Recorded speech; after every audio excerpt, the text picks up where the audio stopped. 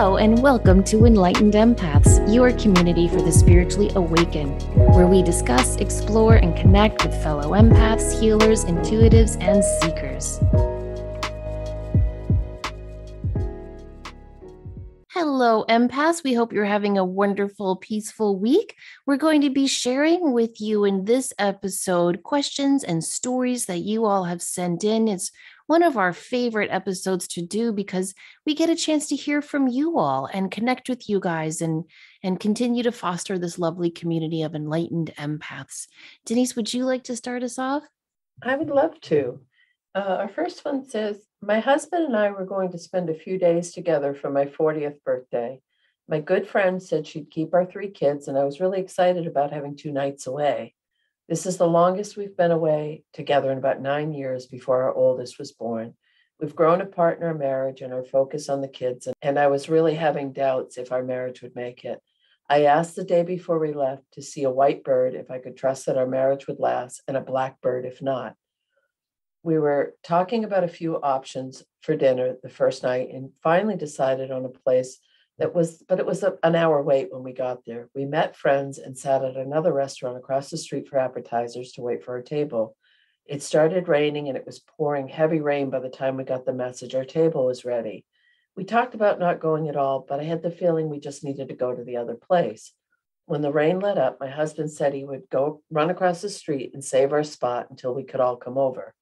At this point, I'd forgotten all about the white bird I asked for. We ran across the street in the rain and sat down at the booth in the English pub for our reservation. I looked up and see a white bird on the wall, not a picture, but taxidermy. My mind immediately doubted, taxidermy? Is this really my sign? It's not what I was expecting at all. The next morning in the hotel, we looked out the window to see the downtown view in daylight, and right across the street from our room was a giant mural of a white bird on the side of a building. At this point, I'm thinking, this can't be a coincidence. We had early dinner plans that night at 5, so we were trying to come up with some other things to do for the day. The movie times didn't work, and there was an escape room not too far, but their times didn't fit either. So we ended up going to the museum to walk around for a few hours. There were white birds everywhere. Normally, seeing birds at the museum wouldn't be surprising, but it wasn't part of our plans to be there. This was too much of a coincidence to be a coincidence. Thank you both for helping me believe. See, I love this on so many levels. I'm glad it was the white bird because being a true romantic, I think I'm glad they're able to work this out. That it's also that when she wasn't expecting it, boom, there's the bird. Had completely forgotten about it, boom, there's the bird. And I think that is so much of this work is just stop the hyper focus and over analyzing, and they'll find a way to get it to you without you having to be constantly scrutinizing your environment looking for the sign. And that's when you know it's a sign, when you're not hunting it down, every minute of the day, it just kind of appears, even if it is taxidermy. I love her bravery in asking this question in the first place. That's a hard question to ask your guides. And she did it in Yes. a very black and white way. If yes, show me this, no, show me that. I mean, that's pretty scary because that shows that she's open and receptive and surrender. She's a surrendered soul in the true meaning of the word, which says a lot about her open heart. I'm so happy she saw the white bird too, and that her marriage is going to thrive. And I just want to share, I remember so well those years raising kids and just feeling disconnected from your partner and wanting to get a babysitter, wanting to get 2 nights away. My 3 girls babysit, and in our town, they get like $12 to $15 an hour. And my oldest daughter goes to school in a much bigger city, and she gets $20 an hour. And they were talking about, babysitting, what they're making. And I said to my kids, I'm like, well, damn, like if you guys were little, I could not afford a baby. I couldn't afford you guys. Like that's a lot of money if you're going, let's say you and your partner want to go to a movie and dinner. That's at least 4 hours. So you're out $80 just in a babysitter. Then you add dinner, then you add the movie. It's a lot. It's a lot of stress on young couples, I think. Don't I you? agree. Yes, very much. And I also love that there wasn't even a glimmer of a blackbird. There was No, nothing in this. no, So it was really clear. Nope, here's another white bird. Here's another white bird. I love that. I I do love that too. too. I But you're do too. right. That whole wanting to share time with your partner, but not having the resources to be able to do so on a consistent basis can be very stressful. It really is. And but it's a catch 22. Like, of course you want to pay a lot of money for someone to watch your child, right? You don't want to like get a deal on that. One of the things that we did that helped a lot in my play group, we would share. So like the first weekend of the month, I would watch my two friends' kids and they Mhm. could go out, and then the second weekend. So we would rotate that way. It was economically feasible. Well, that's fun. Yeah. That's Anyway, thank you so much for sharing that beautiful sign you got. And yes, we love love, and that's beautiful. All right. Our next one says, "Hi, Denise and Samantha. I almost can't believe this happened, but it did. And I couldn't wait to get home and write about it and tell you. These past couple of years have been filled with many changes and transformations. Like with many of us, lots of letting go and fear around uncertainty. Needless to say, I have many ups and downs with the tears and laughter to prove it. I've often resisted asking my guides for physical signs because I know in my heart they are around and I don't want to stress them out. But I listened to your recent Q&A and was so inspired by one of your listeners' stories that I decided to try it. The morning before listening to your show, I had a beautiful meditation where a vision of periwinkles, daisies, and periwinkle colored daisies flooded me. I often work with flower energies in my meditations, but periwinkle was a new one for me. After listening to your show and with the meditation flowers fresh in my mind, I asked my guides to somehow, in the next 48 hours, to send me a sign with periwinkles or periwinkle daisies to let me know everything was going to be okay. I've been in a lot of fear around finances and finding work, and I really needed a message of hope. But then I said, I know it's a tall order, so only if you want to and can, it would help to know you're around. This morning, 2 days later, I went on my daily waterfront walk. It was raining, but I rallied, put on my rain pants and jacket to get some solitude. Hardly anyone is on the path during rainy days, and today it was just me, the crows, and lots of water. Halfway through my walk, I saw a little clip on the footpath. Normally I'd zip right by, but did a double take when I saw that it was periwinkle colored. I walked closer, and it was a tiny plastic periwinkle colored daisy clip. What are the chances? I'll include a picture of it on my little altar. I just couldn't believe it. Immediately, I felt a sense of confidence and calm that everything was going to be okay, that they heard me, and that it's okay for me to ask them for physical reassurance. They enjoy the challenge and my participation. Thank you all for what you do and the inspiration and good energy you provide. I just had to share this story with you. Wow. Thank you for sharing this story with us because this is such a great example of asking for a sign. And she did everything right. She asked for a very specific sign from nature, which is always, I think, fairly not easy for our guides to do, but it's one of the easier ones for them to work with. And she gave them a very specific timeline in the next 48 hours. And then she just, let it go. I know it's a tall order. If you can do it, great. If you can't, I get it. She wasn't holding on to it like we were saying before and hunting it down. And she goes on her walk and there I'm sorry, I've never seen a periwinkle daisy. Denise, have you? I've seen daisies that are that color. I didn't know they were called a periwinkle daisy. It's I've like a seen funny yellow blue. daisies and white daisies. I didn't know. Yeah. So just that alone is so, I think, in my part of the world, pretty unique. And I think it's so cool that she just saw one on her walk. Well, and just the fact that she could have just stepped over the clip and Mm-hmm. just like, oh, well, there's a clip. I'm not going to pick it up. Oh my goodness, it's right there. And it does fall into the category of you can't make this stuff up. I mean, it Yeah. really does. Again, beautiful, beautiful validation for her as well. That's a fun one. And I respect that she put on the rain suit and went out anyway. Me too. And I love that she said I had to share it with you. Like again, I love this idea that we are this virtual community together. It makes me so happy. I think it's helping all of us kind of keep going right now. Yeah. Yeah. The next one says, I've been devouring your podcast and just loving them. Thank you. I have a question and I don't have anyone else to ask, so please forgive my presumptuousness. I did a meditation trying to connect with my guides or higher self. This is where I come unstuck, as I should have been more specific. I got a very clear connection. I felt and saw a woman with dark brown eyes, caramel skin, and she was wearing a beaded headdress that sat across her forehead like a fringe and covered her head. She wasn't Egyptian, more tribal. Since the meditation, I can feel her close to me, almost like the energy surrounds me. But how do I know if she's an aspect of a previous life, a guide, or my higher self? I'd so appreciate your input, and I think it may also help other people who have similar experiences. Personally, because she was so set on going in asking for a guide, I think spot on. She got what she asked for. Yeah, I do too. And I did respond to her personally, and I said to go with your gut feeling, because we always have that sense of knowing.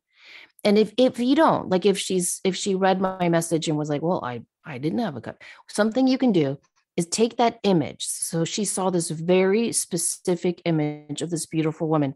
Take that image and visualize yourself pulling it into your third eye and see if you can see any more information in your mind's eye. And then pull it into your throat chakra and see it clairaudiently. If you hear anything, you might hear a name, you might hear a yes as confirmation, I'm your guide. And then finally pull it into your solar plexus where your clairsentience is, and see what your gut feeling tells you.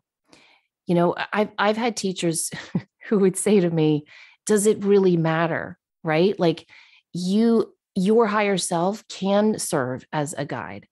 An Mhm. aspect of you in a past life can serve as a guide. That's a little quantum physicsy for me. Like, that's, I have a hard time wrapping my head around that. And yet I believe what those teachers have told me, right? Like, I guess aspects of me could be guiding me now. God bless her, right? I don't know. That would be weird. But they say that it does work that way. The level of description is so clear.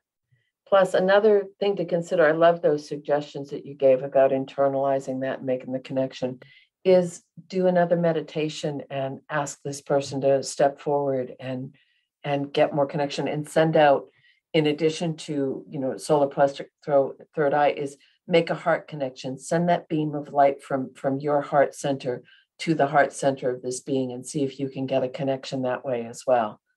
Because Yes, excellent. Or do what our first listener did and say, if you're my guide, show me a white bird. If you're an aspect of myself from a past life, show me a blackbird. mhm, perfect. That could work too.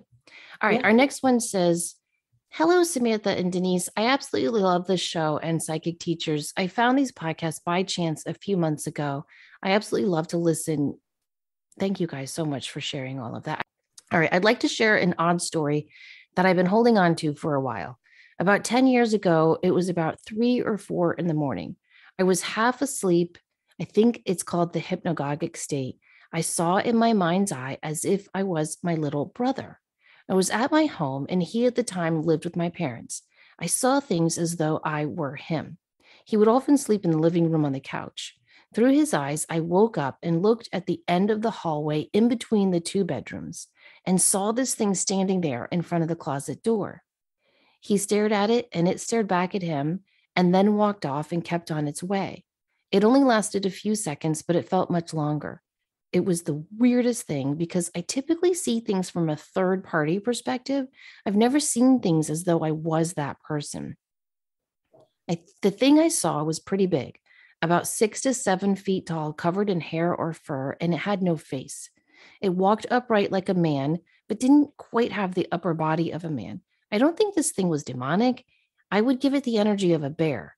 It was neither good nor bad, just a thing that exists, but not in our 3D world. I didn't say anything about this experience until a few years later, and I told my mother about it. My mom is awesome, and she always believes me. We agreed not to tell my brother about it because we didn't want to freak him out. He was in his late teens at the time. Then a few years later, I'm not sure why, I decided to finally bring it up to him about it. And before I could describe what this thing looked like, he described it to me, and he told me he would see it sometimes in the exact same spot I saw it in. I never told him where I saw it, but he knew it.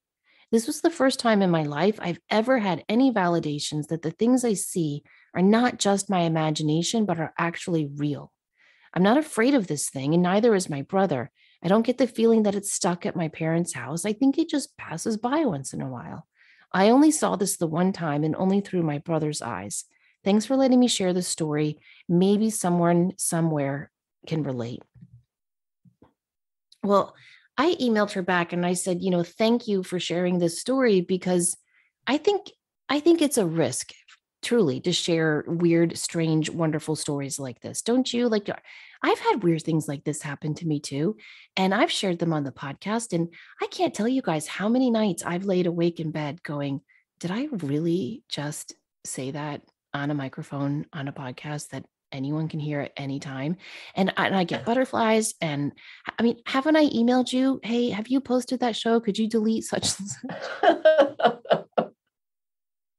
Right? Because it's scary to share these weird things that we see. And so the first thing I said was just, thank you for sharing this.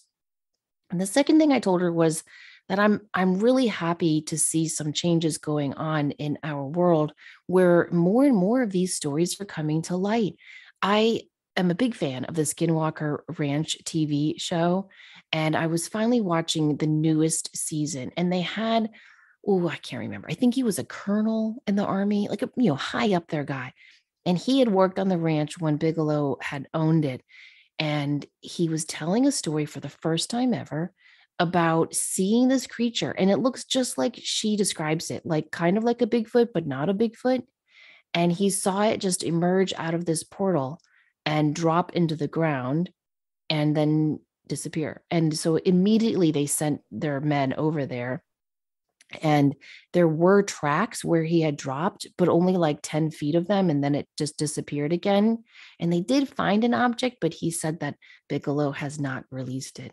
But I was literally sitting in my living room with one of my daughters. We were folding laundry and watching this. And I'm thinking, how weird that this is now just out there and being talked about. And the other scientists on the Skinwalker Ranch team are nodding and going, okay, so let's see if we put some blah blah blah wave energy into this portal opening, maybe we could get this thing to come again. And they're just talking about it like you and I would talk about our favorite crockpot recipe. And so I think that's interesting. And then finally, I just want to say that I do think that there are other beings and other dimensions, and I do think they can visit us. And I think sometimes when we are in that hypnagogic state of our in between dream and waking, I think we're able to visit them. I think we can go to those dimensions too. Oh, yes, I 100% yes. And there's so much more than we may be able to see with our physical eye. And it makes sense if so many people will talk about seeing the fairies or the gnomes or the elves or the spirits of nature or all of these things. How is this any different? It's just another, is it mythical? Is it from another dimension? But I love the fact that she saw this through her brother's eyes. That's almost like a form of remote viewing. And as mediums, sometimes they'll say blend with the person in spirit and see if you can see the world through their eyes. And I feel like she was doing that. And the fact that she made that connection with her brother and then saw this being in the same exact place that he had seen it. And he had never said anything about it either. So I think that's really, there's so many dimensions to this story that are just so interesting and fun. Well, now she saw it the one time, but it sounds like the brother saw him or her, whatever this entity is, a couple of times. Didn't you get that impression? Yes, very much so. So what do you think this is? I think that, well, what I do know is that a lot of people are picking up on a lot of energies that are making themselves more well known, because I do like to travel around in all those different realms, and I'm awake, very open to, so we can make this a very practical part of the conversation. When you walk in the woods and you feel like there's someone watching you and there's no one there, there's not an animal there, there's nothing, but you feel it that strongly. Is there something from another dimension or a keeper of the woods or a gatekeeper that's there in that energy and dimension? And in a sense, it goes back into that time-space continuum that we talk about every now and again on our shows, that if it's all happening in different dimensions at the same time, that's just such a heady topic. It's hard to even wrap my mind around it either. But the fact that it went into the earth, was it a healer? Was it someone from another planet that came here too? And I'm always a little hesitant to talk about aliens and other planets and everything else, because it's not the practical side of my brain wants to say, well, we can't validate that. Well, and John Keel, who studied this his entire adult life, at the end of his life, he wrote a book. I think it's explained in The Eighth Tower, if I remember correctly. He was saying he doesn't think any of these things are off planet. He thinks all this weird and wonderful and trickster and guidance, all this phenomenon that people attribute to, aliens, off planet beings, whatever term you want to give them, that they all exist here on this planet, but in a different dimension or a different time. So one of the things with going into different realms is you're stepping out of your ordinary reality and stepping into the spiritual version of a non-ordinary reality that mirrors this one. And so how different is that than when we say, crossing through the veil to talk to someone in spirit? It's the same thing. You're just stepping over that line. Right. Right. And who knows what it's like. We were out on the boat this weekend and these two dolphins came right up to the boat. And instead of being in the moment, like I know we should have been, we all had our phones out, like, oh my gosh, it's so close. We were so excited. And we're taking all these pictures. And the dolphins just kept popping up and popping up. And I thought about those two little dolphins going back to their mommy and daddy and going, we saw these like weird fleshy creatures, no fins. And they got so excited to see us. And can you imagine what they were thinking looking at us on this boat? Like just flash, flash, flash, flash, flash. They must have the weirdest idea of what humans are. Sometimes we're scary if we have nets, and sometimes we're just weird if we have cameras and we're yelling at them. Hi, smile over here. I mean, you should have seen my kids. And I wonder if when we see these beings, maybe it's kind of similar, like maybe they live in an ocean, right? Or like a totally different environment than we can even imagine. And sometimes in the boat of our subconscious, our dreams, we bump into them. Oh, that was a good line. You should write that one down. That was good. Well, thank you so much for sharing that. I love it, story. It's great, great story. Yes.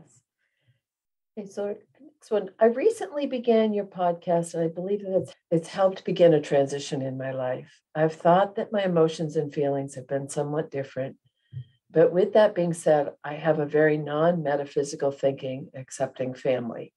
Therefore, I've always downplayed or second-guessed my intuition. I've been accepting myself and who I am after I turned 30, which will be 3 years now. I believe your podcast was meant to show up in my life. I've always loved going to holistic and spiritual shops, crystals, and especially nature. I feel most at home and happiest when immersed in the canopy of the woods. I have a couple of Reiki sessions and at first was skeptical, but I believe this was due to my heavily Christian and close-minded upbringing. I feel as though Reiki was one of the best things to happen to me. I'm beginning a new chapter within my life, and I'm happy to say that your podcast has been and will continue to be somewhat of a guide. Anyway, I wanted to reach out and give gratitude and for helping to embrace my intuitive self. I love this because it's where we all are right now. And so I was having a conversation with a group of people about a week or so ago, and it was all woo. It was very out there woo. And then the conversation switched to how many other places outside of this group could you freely talk about things that really sound a little wingnut crazy, but are very real and true to us? And everyone laughed, but that's exactly what we're talking about in this community of listeners. And is if someone could hear some of the conversations you and I have had, and they'd be like, oh my goodness, what planet are those two on? But we're making it normal, which goes back to that last question. There's so much more than what we can see, and learning to to trust it and embrace what it is, it just gives you such a, in personal opinion, such a fuller aspect of being here on the planet and enjoying life. Yes, and it's such a good reminder to find your spiritual tribe because otherwise we're going to continue doing what this listener and we all have done, second guess your intuition and stay closed up because of, closed-minded upbringing or religious fears.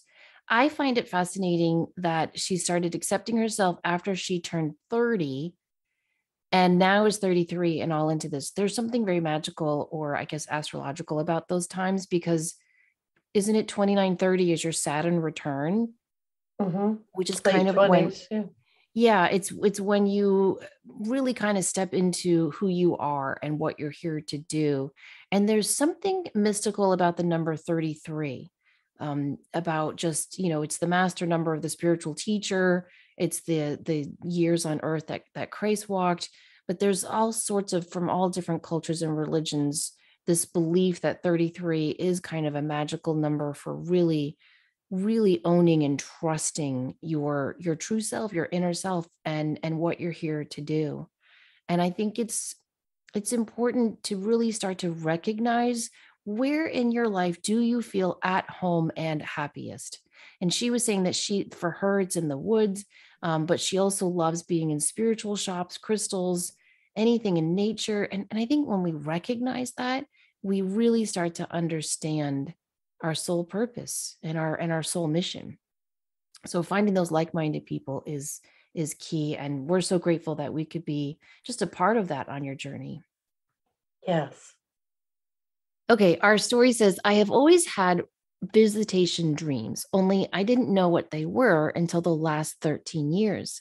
I noticed my family usually visits more when there's a lot going on in my life or something big is about to happen. And I've also been given exact dates of things to come. I will get visits from friends' parents that have passed and complete strangers as well, asking me to give their loved ones a message, which is much harder to figure out. The dream visit I'd like to share happened this past January. I was standing in a kitchen I'm unfamiliar with, which had a breakfast bar with bar stools like so many kitchens do, including mine. I suddenly had a knowing that there was a spirit there with me sitting at the bar stool, though I couldn't see it. I said, I think someone is here. And as soon as I acknowledged it, I knew then who it was. And I said, Grandpa? I could faintly see a figure, just like I do sometimes in waking life. At that moment, he fully manifested, so I was able to see him. It was my grandfather, whom I'd never met as he died in the 70s before I was born. I didn't know much about him and only had a few pictures. He looked different because the pictures I had were in his older years. In this dream, he appeared to be in his 40s, slicked back hair, and was wearing a maroon leisure suit. It was all so distinct, as if I took it all in slow motion. He said, Yeah, it's me, in a casual, laid back voice. I walked over and gave him a hug. As I hugged him, I could smell what seemed to be pipe smoke. It was so overwhelmingly strong.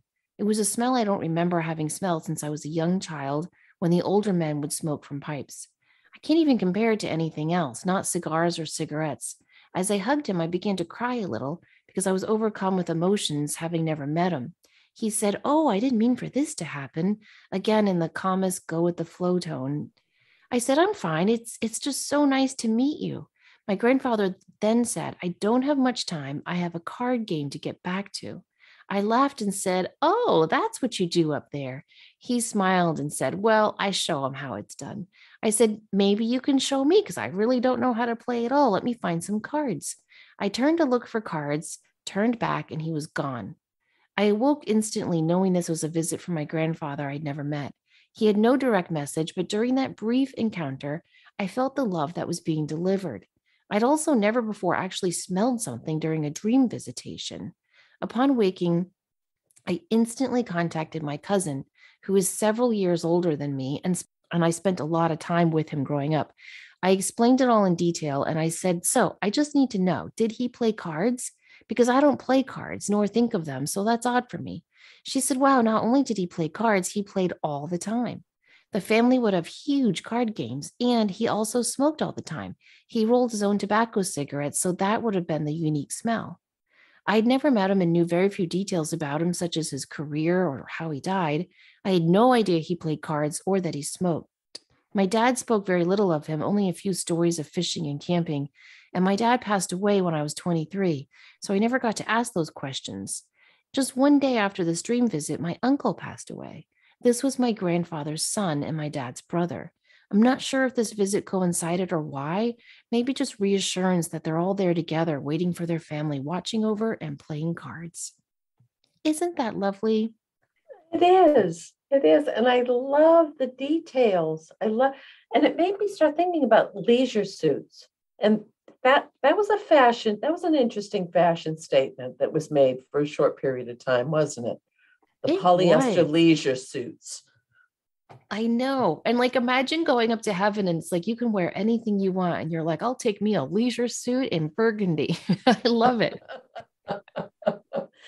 And the fact I've seen that a lot, that people will show up in their prime of when they were healthy, of when they were I've heard that quite a bit in dreams, that people will show themselves as younger, fitter, in the prime of their life, but they might present it first to let you know who they are, and then they'll shift. Have you found that as well with? Yes, 100%. And you see that in near death experiences as well when they go to the other side and they'll meet their deceased loved ones and they look, 20, 30 years younger, which, again, why not? If you could appear any way you wanted, right? You want to appear in your prime. I also find it interesting that the grandfather did not appear in her quote unquote dream, because I don't think this was a dream. I think her soul actually traveled and visited with him, but he didn't appear until she recognized it and said, Grandpa, is that you? And Mm-hmm. to me, this mirrors what happens in waking life. When we're trying to connect with our loved ones or our spirit guides and our angels, we have to recognize that invisible presence. And the more we do that, the more visible they can come in our lives. I do think that they come to us to warn or prepare or celebrate big events coming up in the family. And so I agree with what she said, that he appeared simply as kind of like a heads up that the uncle was going to be going soon, but as a reminder to not only her but the whole family that they're all together on the other side.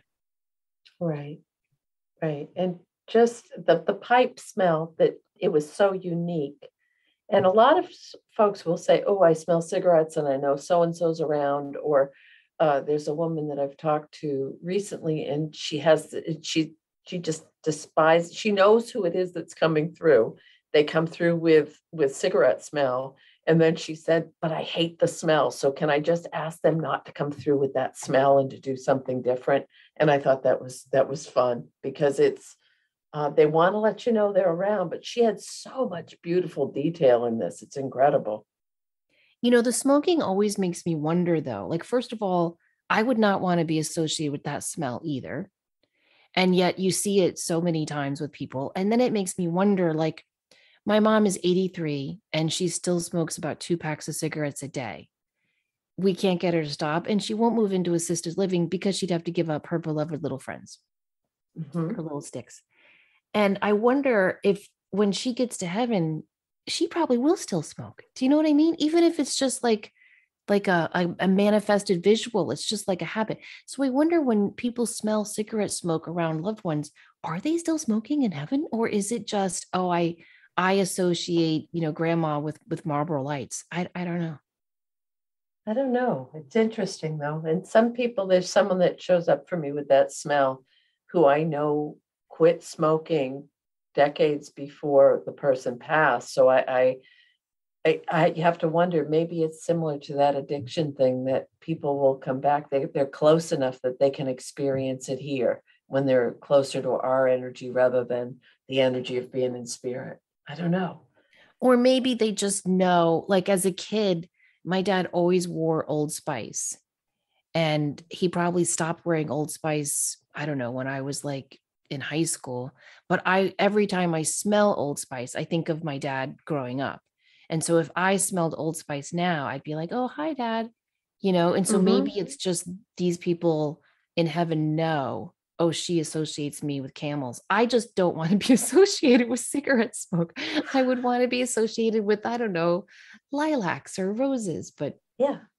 I guess you can't Pie. always Pie would be a nice pie, smell. chocolate. Y'all smell chocolate years down the road. Just say, hey, Samantha. All right. I think we have one more. Well, that was one we had read in the last one, the one about time moving forward with crystals, if there was a crystal for time management. And you had said how wonderful it would be if we could, but Oh, okay. so, but again, we're still looking for that elusive crystal that will help us with time management, because I think we're all, I don't know about you, Samantha, but time management is just still, it's still not my friend. I'm working on it though. Well, I think that's a struggle for all empaths. I really do. I think everything is going to take me 15 minutes and it usually takes me a lot longer than that. Don't you feel like even before I was like, oh, I'll be back to you in 5 minutes. And it was 15 minutes later that I got back on. And I think empaths, I don't know, I don't feel that I'm ungrounded. I don't feel that I'm disconnected in any way, shape, or form. It's not that. It's just that I really love just being in the moment and not planning and thinking and strategizing around time. Well, I had a note this morning and someone had mentioned a situation that happened 10 years ago. And I vividly flashed back in time to that event and thought about where I was when it happened, how I heard about it. And then I realized, wow, that feels like it was forever ago. Like it feels like it was decades and decades and decades ago, not only 10 years. It's not one of those snap of a fingers, did that just happen? And so it can go the other way as well, I think, sometimes where it's something that someone say, I'll say, oh, did that happen like 5, 10 years ago? And they'll say, no, it happened 2 years ago. So do you have it Yeah. go the other way as well? Oh yeah. Oh, 100%. I've experienced it that way. And it's a new thing, that form of relationship with time. Like if somebody says to me, what was the highlight of 2018? I have a hard time differentiating the years in the last like 5 years. And I just thought that was a product of getting older and being busy and everything running together. But I'm around a lot of young people with my kids and their friends, and they say the same thing. Well, and part of it too is it is amazing how much we're bombarded with from every direction every day with electronic social media, what's going on, energy, blah blah blah blah blah. It's coming at us all the time. So and you had shared something about younger people and attention span and the whole thing, and I think there's some validity to that, and it could have an impact on our time, our question of time, because so much. I was speaking with someone recently about how I used to write these very lengthy, detailed. Think about when you were an English teacher, you learned to write a paragraph. You'd have a topic, you'd have the supporting sentences, you'd have the conclusion. And now you have to write in little snippets to hold people's attention because they don't want to read that length for the most part. You can't even write paragraphs anymore. You're supposed to like bullet point things. You I'll just share, sounded I'll so share what I was. disgusted. I know. So one of my daughters, my kids periodically listen to the podcast, which always freaks me out because I'm like, what did I say? What did I say? But they do listen to it from time to time. And one of my daughters said, I really liked that recent episode you guys did, and that one was really good. And she said, but 45 minutes to an hour, she's like, Mom, people my age, we are TikTok fiends. And so we're used to like little snippets here, 20 minutes there. And so maybe you should think about just doing some shorter shows. I was like, well, thank you for the critique. But I think she has a point. Yeah. We're all so busy and we're moving from one thing to the other. And yet, I don't know. I don't like that trajectory that we're all on of just go, go, go. No. We need those time outs of, we need those timeless days, those. I love it when I wake up. It usually happens only on like a random Sunday every once in a blue moon, but I love it when I wake up and I lay in bed and it doesn't matter what time it is because there's nothing on my plate that day. Isn't that the Oh, best that's a feeling? special day. Yes. It is. There's nothing you have to do, show up for, email back, nothing. That's the best. Okay. So before we wrap up, I just wanted to let everyone know that my friend Deb Bowen and I, we do the Psychic Teachers podcast. We are going to be presenting at the Edgar Casey ARE conference in Virginia. The conference is August 12th, 13th, and 14th, and it's called Signs, Symbols, Stars, and Stones, Esoteric Tools for Insight, Guidance, and Discovery. So Deb and I are going to be talking Saturday night, August 13th, about dreams, signs and symbols, and crystals for dreams, and all that good stuff. And then I believe we're doing a workshop Sunday morning as well. So would love for you guys to come out and visit us. Again, that's the Edgar Casey Signs, Symbols, Stars, and Stones Conference in Virginia Beach, Virginia, August 12th to the 14th. Beautiful. Should be fun. Yeah. I'm a little nervous. I haven't done public speaking in a while. I mean, I guess this is public speaking, but it doesn't feel like public speaking. No. And there's still a tiny bit of anonymity with this one that it's not, well, you'll do great. And you're also getting closer to your book coming out. Very exciting. Very excited. Yeah, it's called The Awake Dreamer. It's coming out September 1st, and it teaches people about how to use your dreams to access deeper levels of your consciousness. So there's a lot of information in there about past life dreams, lucid dreaming, astral travel, but also how to consciously dream and try to connect with your loved ones in heaven. And really, what does it all mean that we can do this? Where is our soul going when we sleep? So it was a really fun book to research and write, and I'm super excited to share it with everyone. So it is available for pre-order. You can find it on Amazon, Barnes & Noble, Target. You can pre-order it on Audible, but you can definitely go to your local bookstore and ask them to pre-order it as well. The Awake Dreamer, it comes out September 1st. Incredible. And it's kind of fun because, I know the timeline of how long this book has been in fruition, and now it's finally here. So this is so, so, so exciting. An amazing, amazing book. Thank you. I'm super excited. It's just very awkward to promote yourself, Mm-hmm. I don't know. I'm having a really hard. I think our fellow empaths can resonate and understand with that, but especially like my extroverted sister, she's like, "You've barely mentioned it. What's wrong with you? You've got to do this. You've got to have this. We have to have a book signing party. And I'm like, slow your roll. Like, I don't know that I can do all that, but yeah, I think I'm gonna have to. Yeah, and it'll be fun.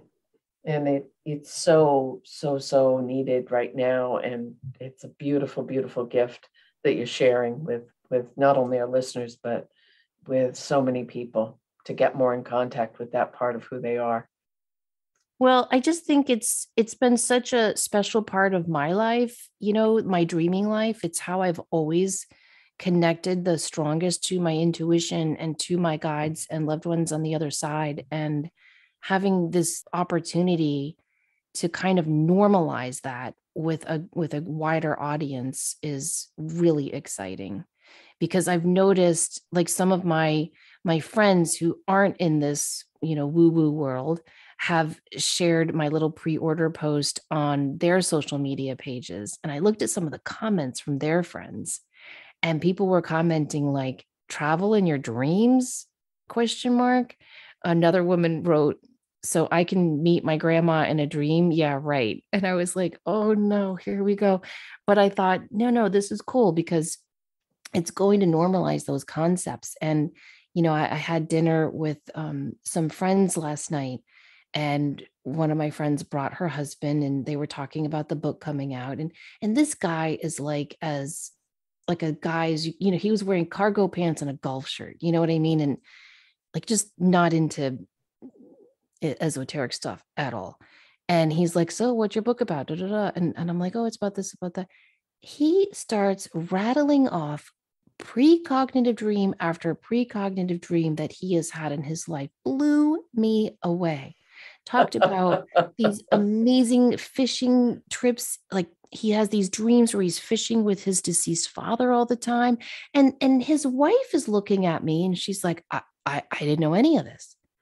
And I drove home and I thought, this is so cool that I hope this book will give people like him kind of like permission to share these amazing stories that happen while we're sleeping, which I think our body is sleeping. I think our soul is traveling.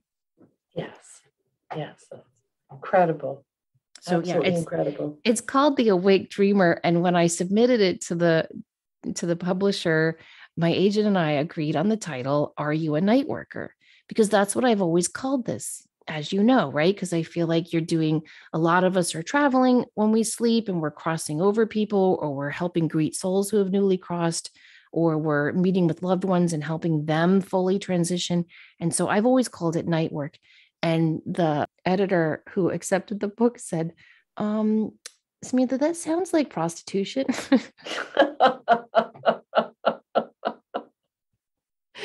So yeah, then I wanted to name it something with Soul Traveler, because again, that's what I really think you're doing. I think your soul is traveling, but they named it The Awake Dreamer. And so that's what we have as the Well, title.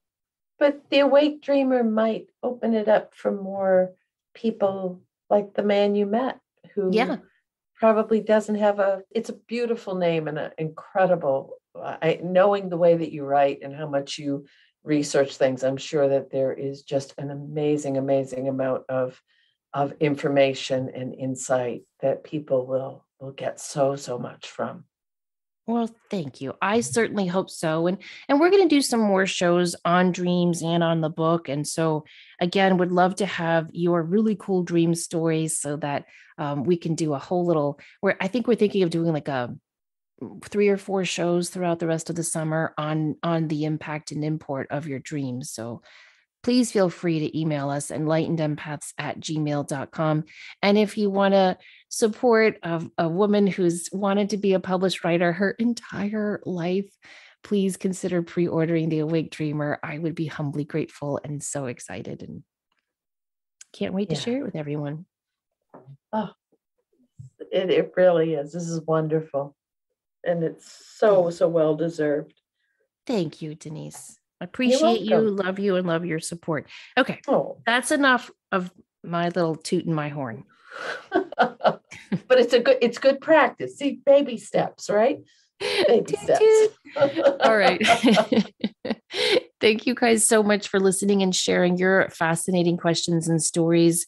Please join us too on our Facebook page. You can find us at Enlightened Empaths. And if you've enjoyed this episode or any others, do tell a friend so we can grow our community, or leave us a kind review on your listening platform. We'd really appreciate it.